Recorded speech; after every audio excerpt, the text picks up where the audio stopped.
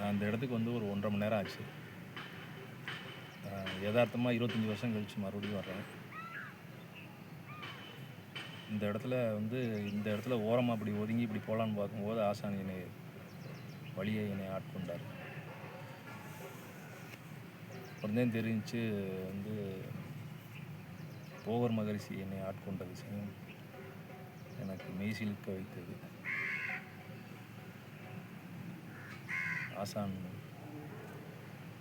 போகர் மகரிஷியே தான். பல யுகங்களாக வாழ்ந்துக்கிட்டு இருக்காங்க. பல கோடி வருஷங்களாக எண்ணில் அடங்காத வருஷங்கள் வாழ்ந்துக்கிட்டு இருக்காங்க.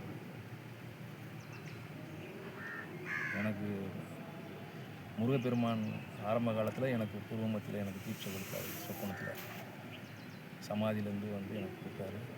அதுக்கப்புறம் என்னை காகபுஜண்டர் என்னை வாசி கொடுத்து என்னை ஆட்கொண்டார். தோன்றி மறைந்தார். அதுக்கப்புறம் எத்தனையோ சித்தர்கள் என்னை வீடு தேடி வந்து என்னை ஆட்கொண்டுகிட்டே இருந்தாங்க. நான் சித்த மார்க்கம் நான் சிவனடியாராக இருந்தவன்.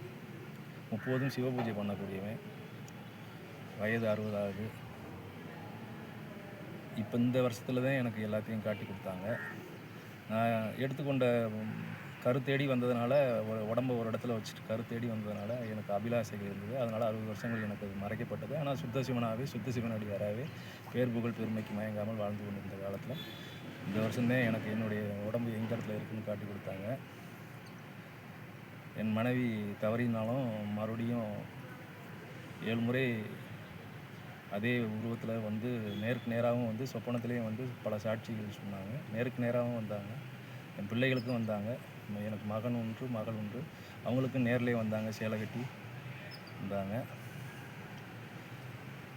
இறந்த 5ஆவது நாளே வந்தாங்க. என் வீட்டுக்கு தொண்டு செய்யக்கூடிய சிவனடியார் நான் என்பதால் எனக்கு தொண்டு செய்யக்கூடியவர்களுக்கும் காட்டி கொடுத்தார். நேரடியாக வந்து காட்சி தந்தார் என் மனைவி. அதனால் வந்து ஒருமைக்கண் தான் கற்ற கல்வி எழுமைக்கும் ஏமா பிடித்து என்று ஆசான் வள்ளுவன் சொல்வது போல், அகத்தியருடைய மாணவர் சொல்வது போல், நான் பிறவி எடுத்தனால அவங்களாம் என்னை தேடி என்னோட பிறவி எடுத்து வந்தார்கள். என் மனைவி முன்கூட்டியே முடித்துக்கொண்டு சென்று விட்டு எனக்காக வெயிட் பண்ணிக்கிட்டு இருக்கா. மறுபடியும் நான் பிறக்க சொல்லியிருக்கிறேன். இதெல்லாம் என்னுடைய சித்தர்களுடைய சிவனடியாக இருக்கும்போது நான் திருமுறை தேவாரங்களை தான் படித்து மக்களுக்கு போதித்து வந்தேன். அதுக்கப்புறம் என்னை வாசி கொடுத்து என்னை ஆட்கொண்டதுக்கப்புறம் எனக்கு சித்த மார்க்கம்னு ஒன்று இருக்குது. அதுதான் ஃபைனல் அப்படிங்கிற விஷயம் தெரிய வந்தது. நான் கற்ற வித்தைகள், நான் பூஜை புனஸ்காரங்கள் செய்தது அத்தனையும் அது ஒரு வகையில் என்னை ஆளாக்கி விட்டது. அதுக்கப்புறம் இதுதான் அப்படின்ட்டு எனக்கு காட்டி கொடுத்ததுக்கப்புறம் எனக்கு சித்தர்களுடைய தரிசனங்கள் தான் கிடைச்சிக்கிட்டு இருக்குது. அப்படி சித்தர் நூல்கள்லாம் படித்து வர்ற காலகட்டங்களில் நிறைய நூல்களை படித்தேன். அதை எப்படி மக்களுக்கு சொல்வது சாத்தியமாகலாம் என்று யோசித்து கொண்டிருந்த காலங்கள் உண்டு. இப்பொழுது இங்கு மூண்டது. யூடியூப் வந்த காலத்திலே எனக்கு என் மனைவியை சொல்ல சொன்னான். நான் அதை சொல்லவில்லை. ஆனால் இந்த இடத்தில் இப்பொழுது இந்த சேனலுக்கு நான் இப்போது நான் பேட்டி கொடுக்குறேன். ஆசானை வந்து நான் போவதற்கு முன்னாடி நான் உட்கார்ந்துருக்கேன். ஒரு 5 நிமிடத்துக்கு முன்பு இங்கே உள்ள அத்தனை ஜீவன்களும் ஐயாவுடைய உடம்பையே நான் கண்டேன். இது என்னுடைய சாட்சி. இது நான் மெய் செலுத்து போய் உட்கார்ந்துருக்கிறேன். எனக்கு சொல்ல வேறு போகரோடு நான் இருக்கிறேன். அதுதான் உண்மை. இப்போ எனக்கு முன்னாடி உட்கார்ந்துருக்கிறார் ஆசான்.